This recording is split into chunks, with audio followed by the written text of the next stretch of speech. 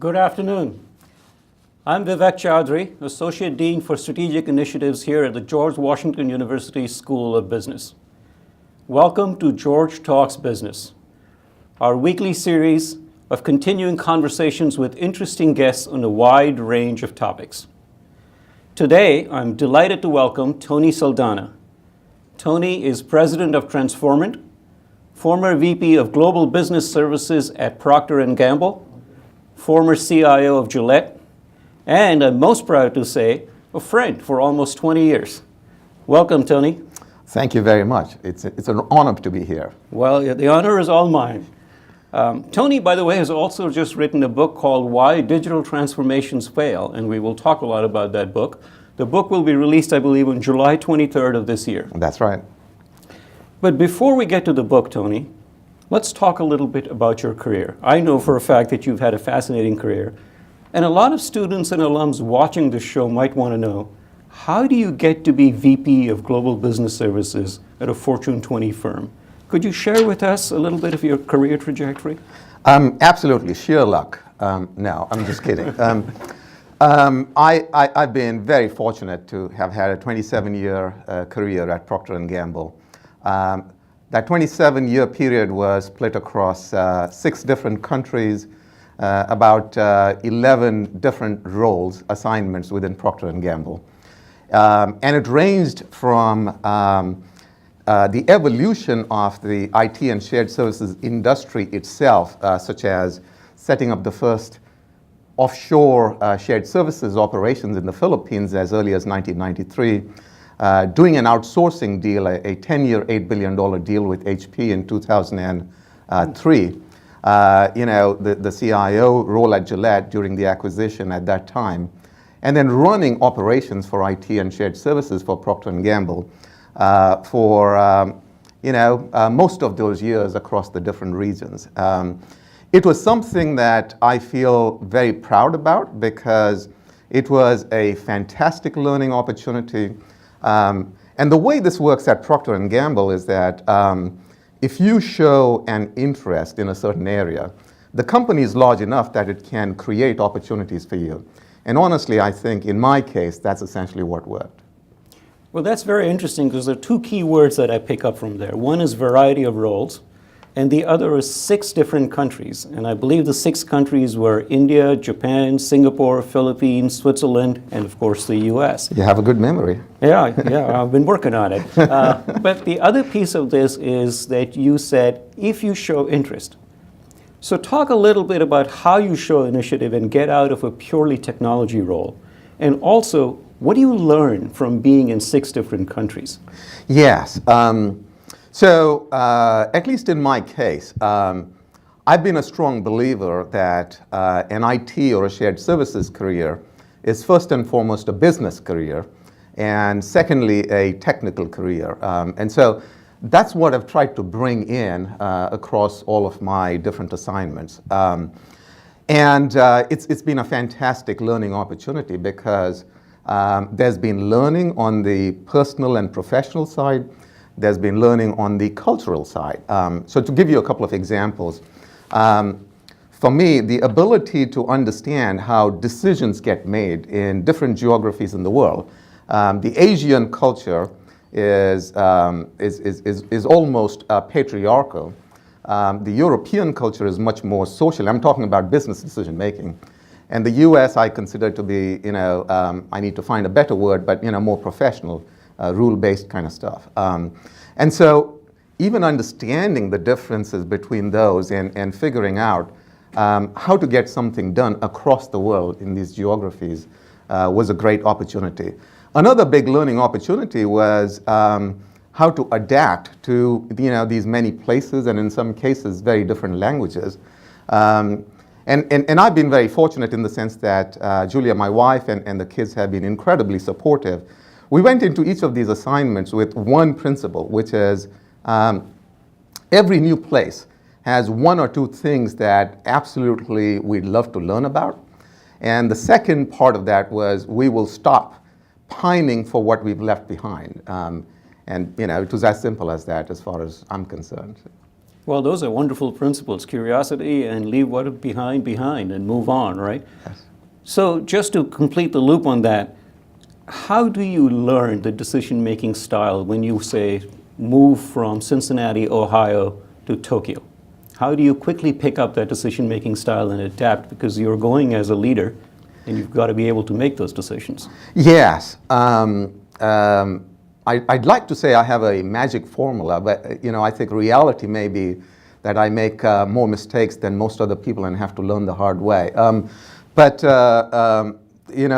what I try and do is to listen. I have a principle that says I may have very strong opinions going into a place, but for the first several weeks, maybe up to 2 or 3 months, I'm going to listen. I'm going to look for what really works, and then try and figure out if something needs to get changed, and challenge myself to articulate a more compelling reason for change than just my opinion. And so, in that process of listening, I think I've been very fortunate to have run into people that have been very, very competent. They have been very good at what they do. They have really helped me be successful in what I want to do. And I owe a lot of this understanding of culture to those people that have taught me how to be successful in that location. That's a good lesson. If we have time at the end, I'll ask you for at least one embarrassing story, but maybe we'll hold off on that. Let's pivot to technology. Yes. So in your book, you talk about digital disruption, and that's not a term that's unfamiliar to most of us. Yes, We're all heard about it. Yes. And you talk about 5 technologies that you think are going to be really sources of digital disruption: blockchain, AI, robotics and drones, what you call smart process automation, and then you call special function technologies like 3D printing, nanotechnologies. So I'd like to focus on the first 2 of those, because I know that there is a lot of popular press and a lot of people are hearing about those. So let's start with blockchain. Can you help us understand what blockchain is and why it's beyond just cryptocurrency, how it might affect us personally, and how you went about attacking that issue or exploring that issue when you were at Procter & Gamble? Absolutely. I'm sure you and most of your listeners are familiar with the basics, but at a very foundational level, I think of blockchain essentially as a bunch of different Excel spreadsheets, right? Except the difference between Excel and blockchain is that all of these Excel sheets are constantly synchronized and they cannot be hacked into. And for me, using that somewhat simplistic analogy in mind has helped me a lot to figure out when it should be used and when it should not be used. Because as most of your listeners will know, these days, all you need to do to be successful is to basically say, hey, I'm doing something in blockchain, and then you're a hero, and that's not always the case. Understanding that blockchain is nothing more but a database of sorts that allows different people from different organizations, different parts of the world, to all work on one sheet, one Excel, or one database, and exchange information across borders, and to constantly synchronize information. That really is what excited me about blockchain. And the specific use case at Procter & Gamble that we did several different pieces of work, but the one that I want to talk about is how, along with IBM and Maersk, the ocean liner shipping company, we started to pull together all of information on shipping of raw material and pack material and finished products between suppliers and customers. So let's take an example. Let's say there is a package material supplier in China, and you're shipping that information all the way to your factory in DC. What we did was we used one blockchain to provide the latest information on every transaction that happened to that packing material. So, goods left the shipper's warehouse. They made it to the port in Shanghai. They got held up there for 3 days. We had to pay these fines. Here's the status with customs. here's the status on the ship all the way through the factory at Procter & Gamble. So the fact that you have blockchain that can actually provide transparency across government organizations, across other companies, across suppliers, across customers like P&G, that was itself a big win. But on top of that, for me, that was just table stakes, because my next question was, well, if I know exactly what my contracts say I need to pay that supplier in China, if I know exactly how much delay was involved, how much demurrage or fines I had to pay at storage or whatever it is, then I do not want an invoice to be generated by that supplier anymore. I do not want them wasting their time generating invoices, and I do not want me wasting our time processing those invoices, because I can auto-generate that invoice. I have all of the information in the world. So that gives you an idea of the disruptive power of that technology. Now again, as long as you focus the use cases on what blockchain does best, I think you can get a lot out of it. If it gets applied as just another Excel spreadsheet or just another database, then you tend to waste your time, and that's the big learning there. Very interesting. I think if people only knew how much it costs a company to pay every invoice that's generated, Yes. That's a big source of savings. Exactly. Let's move on to AI. Yes. Similar thoughts on AI? I strongly believe that AI is by far the most disruptive technology in our lifetimes. I think, just like electricity and the steam engine drove previous industrial revolutions, I believe AI and related technologies will continue to drive disruption in the fourth industrial revolution. And the reason for that is not because we can develop robots in our images that will take away our jobs, which is really the fear that's out there. It is because I think robots and AI take automation and assistance to humans to a totally different level. So I'll give you a few use cases from within Procter & Gamble. We at Procter & Gamble have about 400 people that help us with accounts receivables. So, you ship $100 worth of goods to a supplier, they pay you only $90 for whatever reason, maybe some of the products fell off the truck, and so they pay you only that much. And then you have people on both sides of the fence, so accounts receivables at Procter & Gamble and accounts payable on the customer side arguing with each other on what happened, right? So we developed AI capabilities that basically took that judgment away, because with the data they said, oh no, this particular receivables claim is valid, right? For all of these reasons.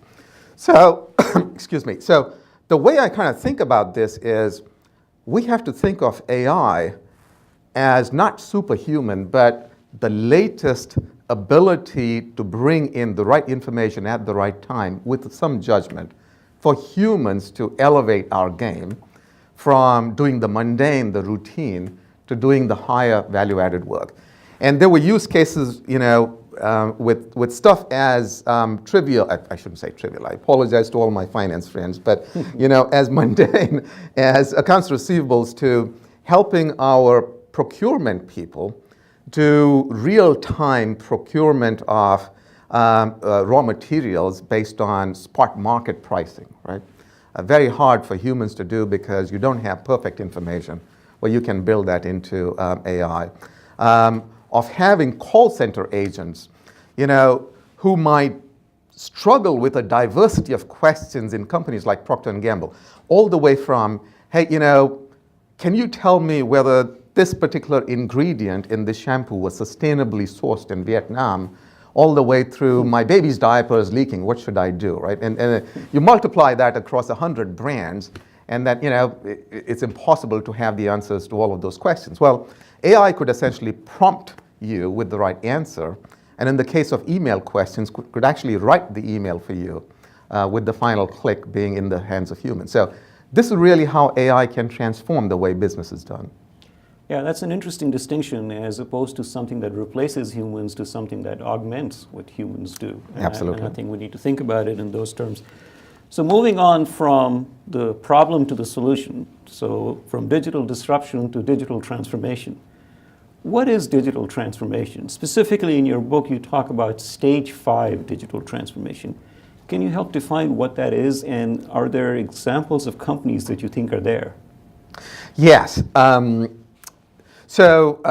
Digital transformation is actually the latest buzzword. So, add that along with blockchain and AI, and you can be a hero these days. And so it's misused in many ways, because if you work in a large company, digital transformation can be, the new email system that, somebody's trying to sell you, all the way through a completely new business model on how you can be successful in the marketplace. And so I was somewhat disgusted with this language getting in the way of essentially driving the change that's necessary in the business. And so I decided that the spectrum really needed to be broken up into 5 stages. So all the way from stage 1 being, automation. So you're trying to do something with cloud, or you're trying to automate work processes using the next version of SAP. That's really not transformation, but it creates the foundation for transformation. I call that stage 1 of foundation. All the way through systemic, sustainable ways of working and of upgrading your organization to be always ready to take advantage of digital technologies and capabilities.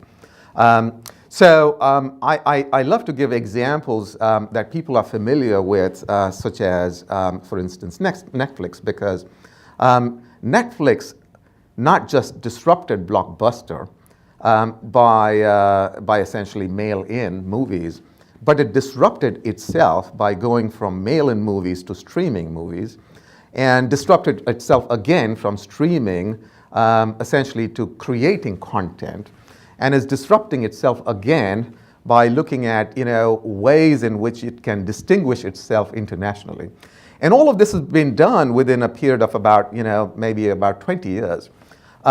So a stage 5 organization is an organization that essentially looks at digital data and digital ways of working as the backbone to disrupt itself again and again.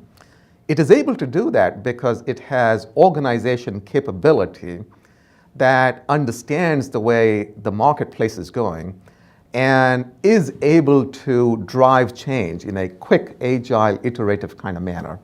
And that's different from all the way from pure automation at stage 1 to piecemeal to doing it once but not being able to do it again and again.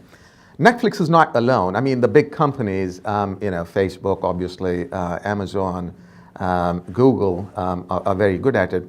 But so is the Virgin Group.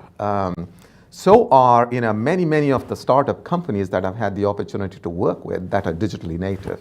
The challenge for large companies, the Fortune 100 companies, is to go from being successful in the previous industrial revolution that worked on slow business models to one which is constantly changing. That's what stage 5 transformation is about. So that's an interesting distinction. It's not enough to innovate once. You have to be constantly innovative because things are changing all the time. Exactly. So how did you factor this into your own work at P&G? Can you give examples of how you led some of these transformations and mindset at P&G? Yes. So at Procter & Gamble, I'm going to go specifically to my own examples. So I work off of real life cases. So Procter & Gamble's global business services and IT is about a $2.5 billion unit within Procter & Gamble that manages internal operations. So everything from, at that time, IT-related services to accounting or finance or HR or supply chain or marketing related systems. And we were fortunate that over the time that I worked with P&G, GBS was considered to be best in class. So it was recognized widely as very efficient and so on and so forth.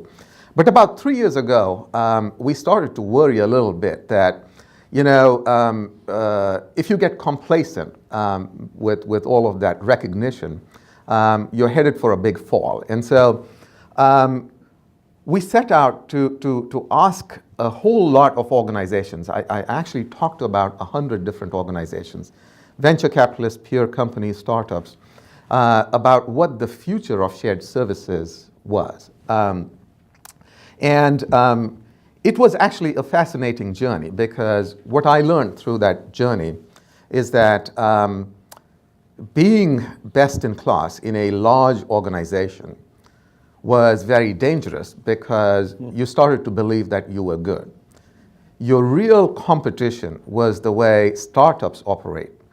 Startups have agility and lower cost structures that are about half of those as large companies.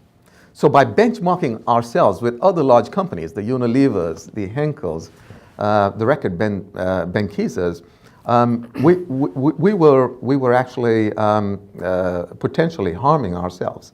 And so the challenge there was, okay, we are going to have to redo the way the company operates, because our real competition is those little scrappy startups. I'll give you an example. In a large company, let's say you go on a travel. I live in Cincinnati, so Cincinnati to Washington. You use American Express as the travel agency. You stay in an approved hotel. You collect all of your receipts. You do an expense report. That information sent to a shared services center, maybe in Costa Rica, and they process all of that, and eventually they reimburse you or Amex, as the case may be. In a startup, if you wanted to go from Cincinnati to DC, instead of using processes, you use data. So you go into a system and you say, 2-day trip from this location to this location, and the system spits out a dollar number. That's your budget. So it says, Tony, you have $1,000 for the entire trip. At that point in time, you are free. You can book wherever you want. You don't have to stay in a hotel. You can stay with your friend Vivek. And you do not have to make an expense report. If you have external expenses, put those on your corporate Amex card. If you underspend, the rest of the budget's available for you the next time you go somewhere to stay at the Ritz, or maybe donate some of that to charity. But think of the difference in efficiency within the company. You do not need purchasing people to negotiate contracts. You do not need people doing 3-way expense report matching in Costa Rica. All of that simply goes away. That is what we needed to bring back at Procter & Gamble. And so we essentially set up a process of running these kind of disruptive ways of working, which is a combination of work process, technology, new types of technology, and totally different ecosystems of suppliers and customers all working together to change the way these companies operate. Fascinating. I hope some of the folks at George Washington's travel management program are listening. So one of the things you say, you obviously succeeded in making these transformations, but one of the statistics that's startling that you use in your book is that 70% of digital transformation efforts fail. Yes. So you have a number of reasons why, and you have some principles and good practices. Rather than have you list those, what I'm going to do is give you pairwise examples, one of which was a success and one of which not so much. And if you could tell us a little bit about those examples and what the generalizable principle is. So because we are in Washington, D.C., I'll start with an example that compares the Singapore government's digitization program with the U.S. government's efforts to employ the metric system. Can you tell us a little bit about which one of those was successful and which one was not, and why? Oh, ouch. You're going to get me arrested here in D.C. So I had the privilege of living in Singapore 2 different times, and I noticed the incredible efficiency of public services in Singapore. The first time we moved there, which was in 1998, we were completely settled in. Everything from TV, internet connections, driver's licenses, all of the other government activities, all done within about 3 days. This was in 1998, before the internet was completely common. So the Singapore government is ranked number 1 in terms of digitized capability for governments in the world, right? And the reason for that is because that tone is set at the top. President Lee of Singapore essentially happens to be a computer science grad, right? So all of your computer science grads, they might have a political career ahead of them as well. And so he knows the power of technology. By the way, he writes programming in C++ and apparently shared with the entire country some code that he wrote on how to do Sudoku using a computer, right? I think our presidents have a little way to go in the US before they actually get to that level of literacy on digital. But, and so as a result, this is a mandate that starts from the top. Every agency looks at digitization as a strategy to win, and therefore their number 1 ranking. The US metric system, a little bit of history there. The US, along with, I think, Myanmar and one of the country in Africa, are the only 3 countries in the world that don't use the metric system. And by the way, that's not for want of trying. And the best chance that the US had was in the 80s, where there was actually a Congress mandate to drive the metric system in the US. A few years later, that initiative was canceled after the agency that was created to drive it wrote to Congress and said, can you guys please clarify for us what powers you've given us to drive this change in the country? Because we feel like we have absolutely no power to do this, right? So compare Singapore, where you have a complete mandate to do this, with the way, that particular initiative went, with no mandate, with everything being a debate, and the poor agency saying, you either empower us or please shut this down, right? That's the difference. So the big learning there is, if you're trying to drive a big change like digital transformation, if you're trying to do it without sufficient mandate, you're probably going to go the way of the metric system in the US. That's why we still think of miles per hour. Exactly.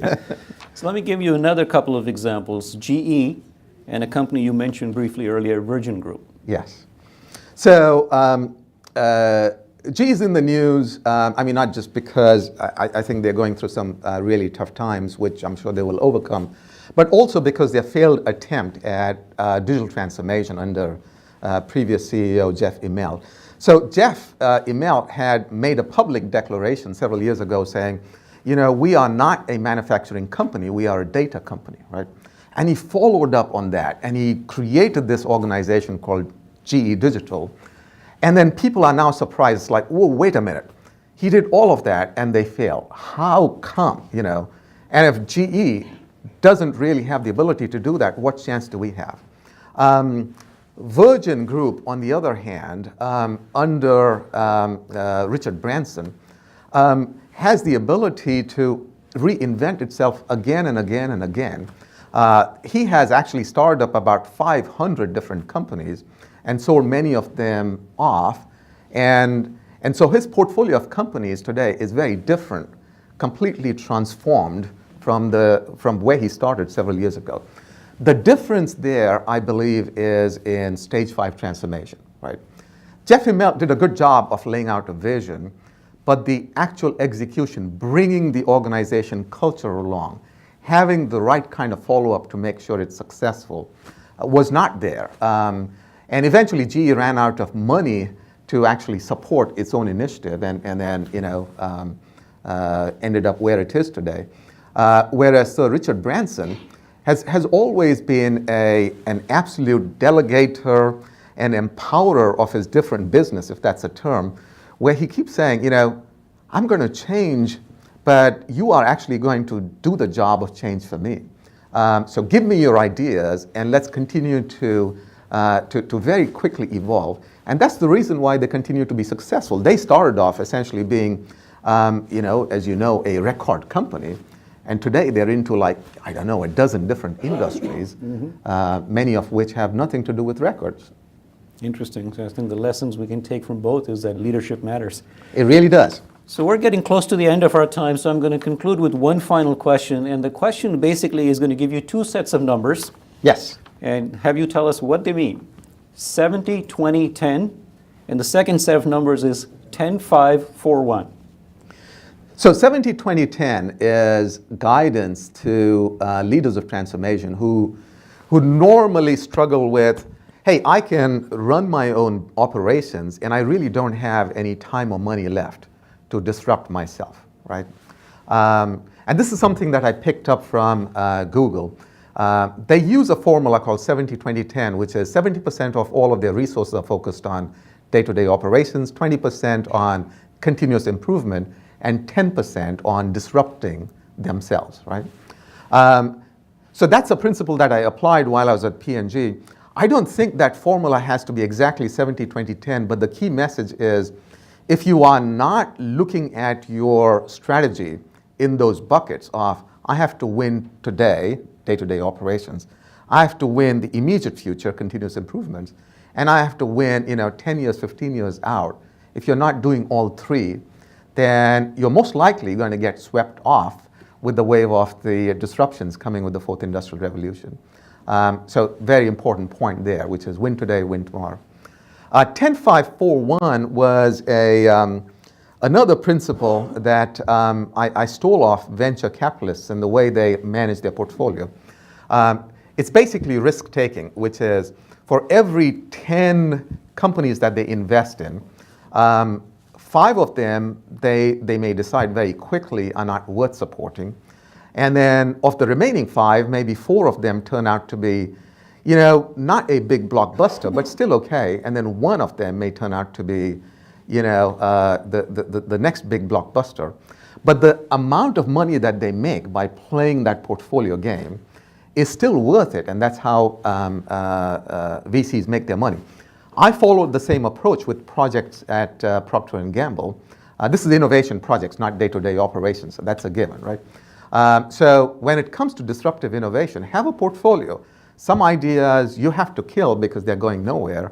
Others might turn out to be relatively, small ideas, but that's fine.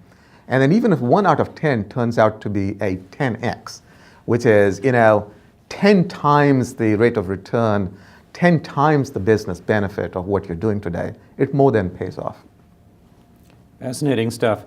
Well, Tony, we're at that time, so thank you very much. It's been a delightful conversation. There's a lot of other very interesting ideas in his book, which I would encourage you all to read. Thank you. It's been a pleasure. Likewise. It's great to have you here. Thank you, Tony.